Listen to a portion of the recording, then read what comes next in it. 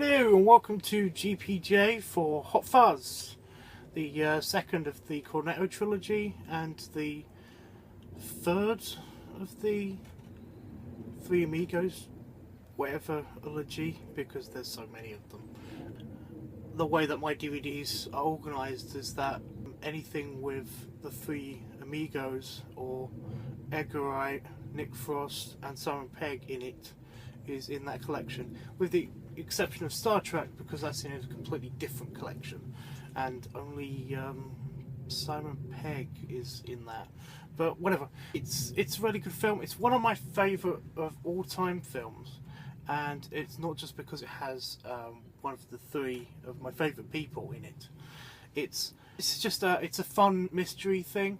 It's fun to watch. When I first got it, I overwatched it a bit because I just wanted to show all my mates that, you know, this is one of the really good films.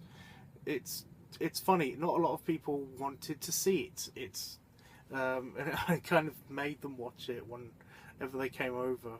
But I loved it. I loved the hell out of it, to the point where I watched it so much that I got sick of it. And that's the problem with this film, is that you only need to watch it once to get it. I mean, there are people that watch it more than once not because they're just fans of the movie and like the jokes and stuff, of which there are lots, but because they actually like to watch how everything's set up and the way that people are getting murdered and stuff, because there's actually a lot of gore in this. There's a lot of swearing, there's a lot of setup, there's a lot of everything. So it's something that I watch just once every time it comes round, and sometimes not even then, because I often get around the circuit of DVDs more than once a year. The story is interesting. There aren't that many plot holes. There are plot holes, but they kind of get filled in the DVD. If you've got the DVD special 2-disc edition or the Blu-ray edition, then they have this thing that basically addresses all the plot holes so that you don't have to worry about all of the major stuff and everything. I'm actually watching it again because I'm watching the little trivia track to answer one of the questions. The acting in it is incredible because you got so much staff. I mean, besides Simon Pegg and Nick Frost, you've got Olivia Colman, who's in everything recently. She pops up in everything. I was watching Confetti recently, and she just appeared on the cover, and her boobs appeared as well, which is not bad. She plays a naked person. Yeah, but it's not that bad. A lot of the older casts are quite famous as well. They've been in various things. Edward Woodward. Oh god, name's terrible. Timothy Dalton. Is it Timothy Dalton? Timothy doesn't sound right. Tim Dalton?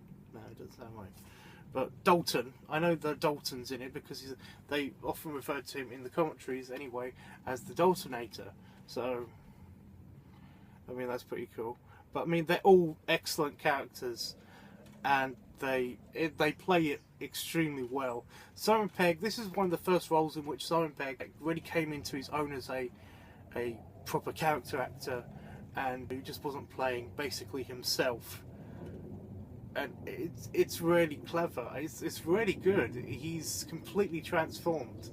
I mean, if you didn't know, if you weren't a fan of Simon Pegg's and you suddenly were watching this after you watched Spaced or whatever, then it would twig that it's Simon Pegg, but it would probably take a while because he lost a lot of weight. He was continuously shaving.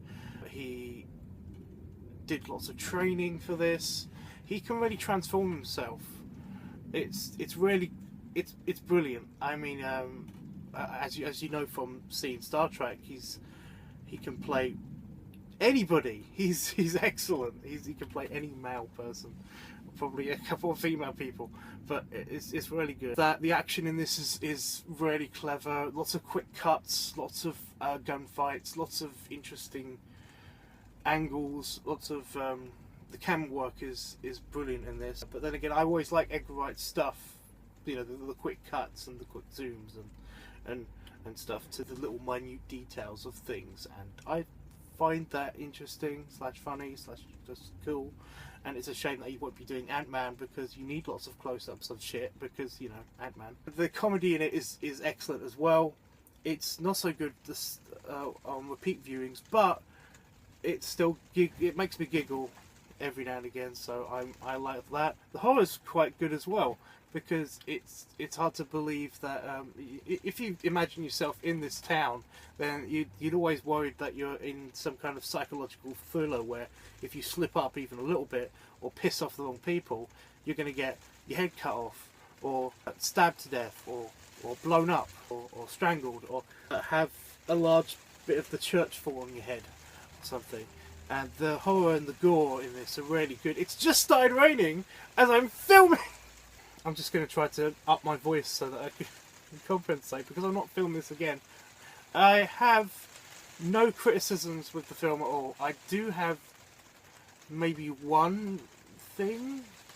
They don't give enough people enough screen time, You only see people for these brief little snippets of action or whatever. Timothy Dalton's character is probably the most screened other person besides the main characters, and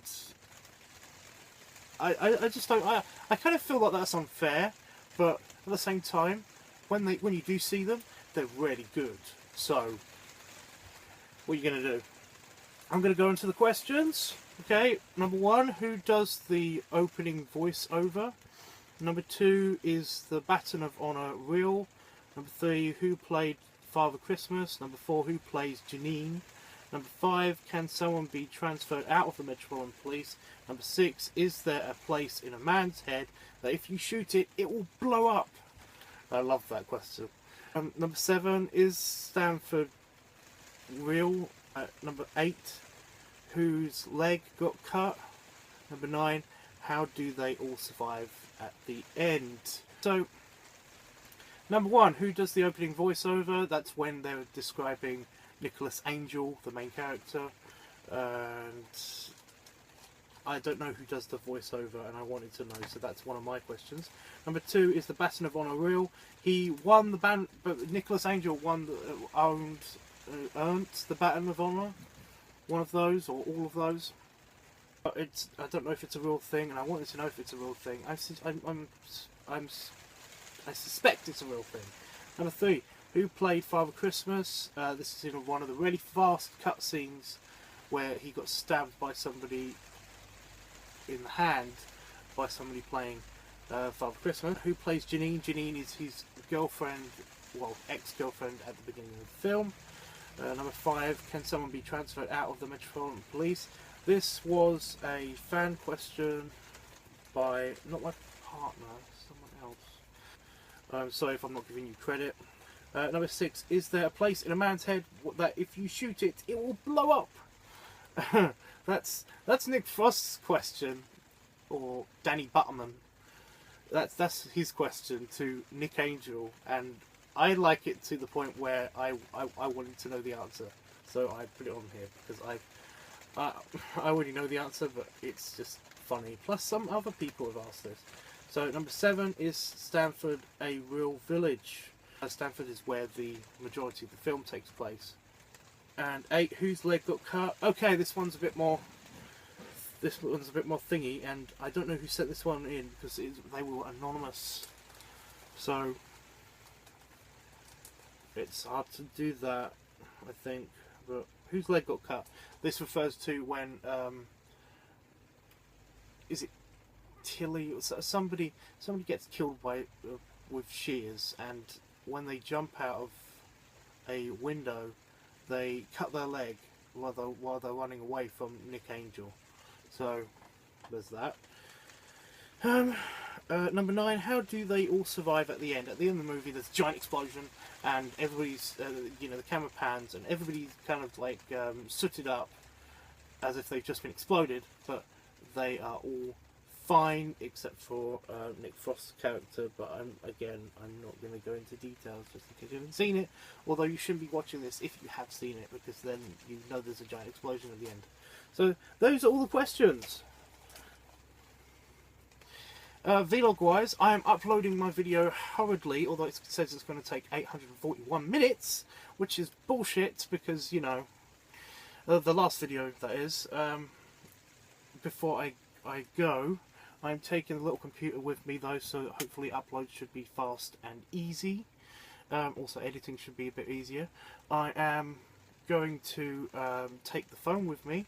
There will be shots of the ball, of setting up the ball, of at least me putting up the doing one of the competitions. There's a lot of stuff coming up. Just saying that it may or may not be, depending on how the internet is at the hotel, extremely hard or easy to upload videos and keep you apprised, and that will be great because I don't have a lot of memory on either my phone or the laptop. So, you know, I'm not taking the external hard drive for obvious reasons. I could though. That's an interesting question. I'll take the new external hard drive. That'll be easier. So there you go. That's everything. That's all my news. Oh, offensive question. Gotta load everything. Gotta load everything, thank you. My computer crashed last time I did this, so it's kind of awkward.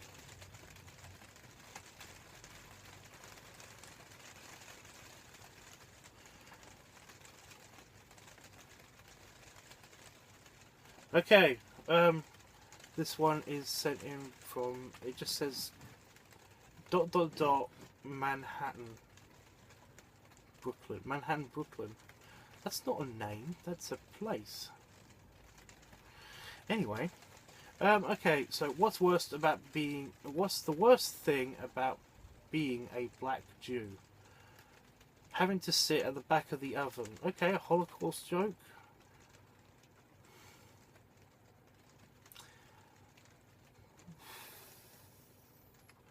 I might do another one because that was a bit over the top. If it's a repeat, I'm not going to. Is this person sit? Has this person sent anything else in? I don't think so. Scanning, scanning. Oh, yeah, there's another ... one. What's black and sits at the top of a staircase? Stephen Hawking after a house fire. Wow, I thought it was going to be a racist joke, but no, that's just a horrible, horrible thing to say. I'm going to go away now.